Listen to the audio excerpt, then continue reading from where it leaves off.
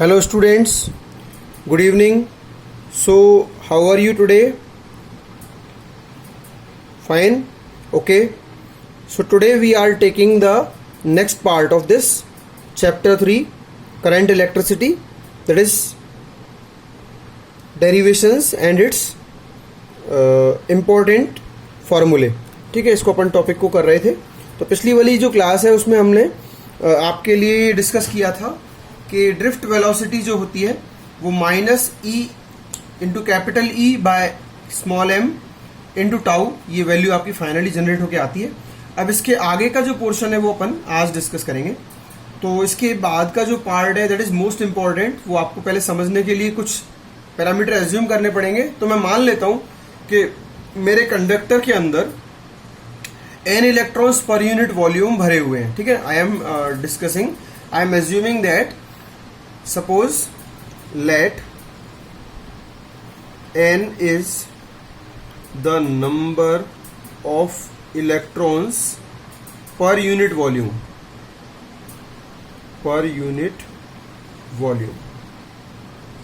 ठीक है, मान लेता हूं यूनिट वॉल्यूम में मेरे पास कितने हैं, n नंबर ऑफ इलेक्ट्रॉन्स भरे हुए हैं.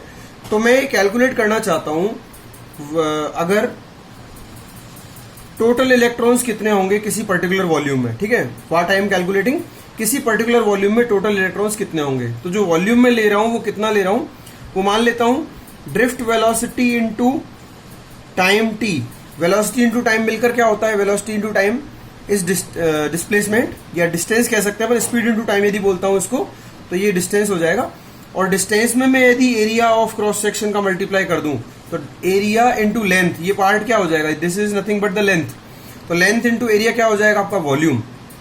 तो इस वॉल्यूम में अगर मैं number of electrons per unit volume का मल्टीप्लाई करता हूं तो आपको क्या मिलेगा, यहां से आपको टोटल नंबर ऑफ इलेक्ट्रॉन्स मिल जाएंगे.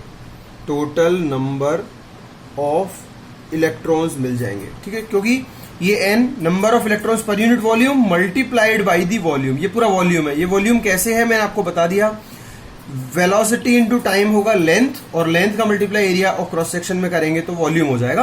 तो number of electrons per unit volume into volume will give you the number of electrons inside the given volume. ये जो वॉल्यूम है इसके अंदर कितने इलेक्ट्रॉन्स आएंगे ये आ जाएगा. अब टोटल चार्ज कैलकुलेट करना चाहते हो आप, तो टोटल चार्ज क्या होगा. तो देखो, अगर हमारे पास इतने नंबर ऑफ इलेक्ट्रॉन्स हैं तो एक इलेक्ट्रॉन का चार्ज कितना होता है, माइनस ई. तो इस पूरे नंबर ऑफ इलेक्ट्रॉन्स को अपन इलेक्ट्रॉन के चार्ज से मल्टीप्लाई कर देंगे, दैट इज माइनस ई से जब मल्टीप्लाई करोगे आप इसको माइनस ई से, तो ये वैल्यू हो जाएगी minus E into N into V D into delta T into A. ये आपका टोटल चार्ज आ जाएगा जो इस वॉल्यूम में लाई करेगा. ठीक है, कौन से वॉल्यूम में, ये पूरे वॉल्यूम में V D into delta T into A, ये वाला वॉल्यूम है, इसमें लाई करेगा. अब मैं करंट की बात करूं तो आप जानते हो करंट क्या होता है, total charge upon total time. ठीक है, total charge upon total time. अब टाइम हम टोटल चार्ज डेल्टा क्यू है. ठीक है, डेल्टा क्यू, ये जो टोटल चार्ज लिया है मैंने ये डेल्टा क्यू है, this is nothing but delta Q, ये टोटल चार्ज है. और टोटल टाइम मेरा कितना है, डेल्टा टी है. ठीक है, टोटल टाइम कितना है मेरा, डेल्टा टी है. तो मैं इसको डिवाइड करूंगा अगर डेल्टा टी से तो केवल डेल्टा टी कैंसिल हो जाएगा. तो minus E into N into V D into A, ये आपका फाइनल रिलेशन आएगा. तो आपको अच्छे से ये फॉर्मूला याद रख लेना है. मैं इसको दोबारा लिख देता हूं, I is equal to N E A V D.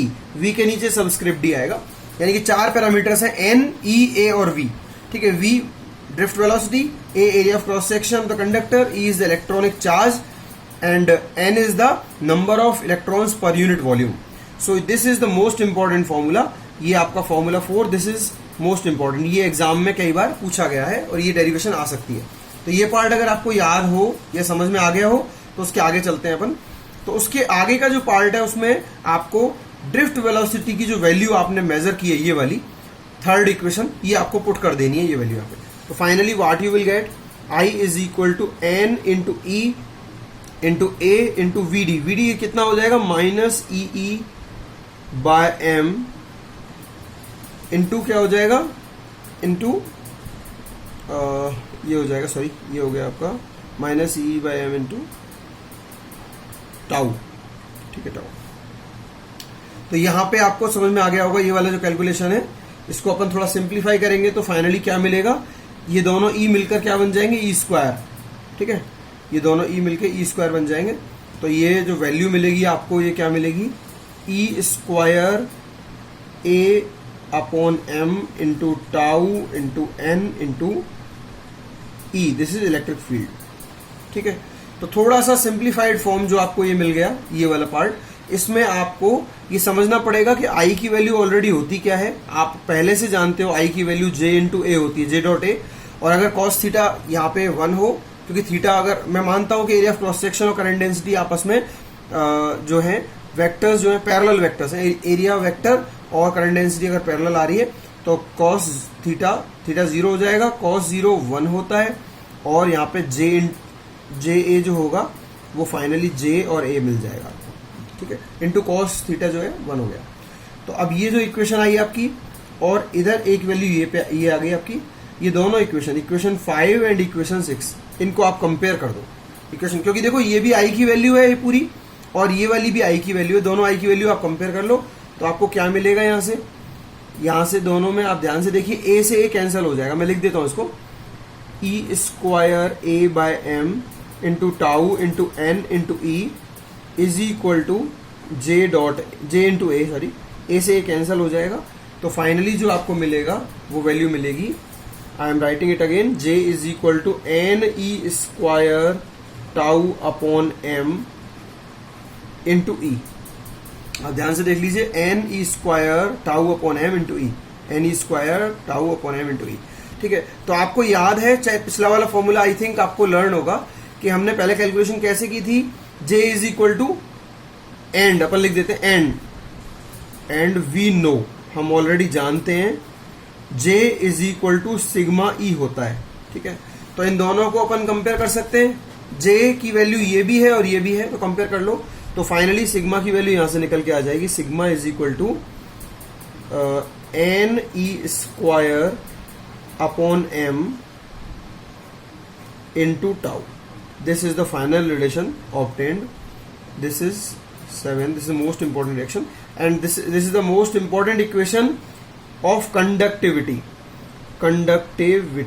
और ये कंडक्टिविटी की जो इक्वेशन है ये बताती है कि कंडक्टिविटी कौन कौन से पैरामीटर्स पे डिपेंड करता है, that is average relaxation time, mass of electron, charge of electron and number of electrons per unit volume, ठीक है। इन सब चीजों पे डिपेंड करता है। ये आपका यहां तक डिस्कशन कंप्लीट हो चुका है, ठीक है। आई थिंक ये आपको क्लियर हो गया होगा। इसके बाद का डिस्कशन में नेक्स्ट वीडियो में करूंगा। इसको आप अच्छे से लिख करके प्रैक्टिस कीजिए, ठीक है। एक बार आप इसको समझ लीजिए and once again you write it down at your own, ठीक है, इन ए ब्लैंक पेज, ठीक है, करके डिस्कशन फिर इसको। Thank you very much.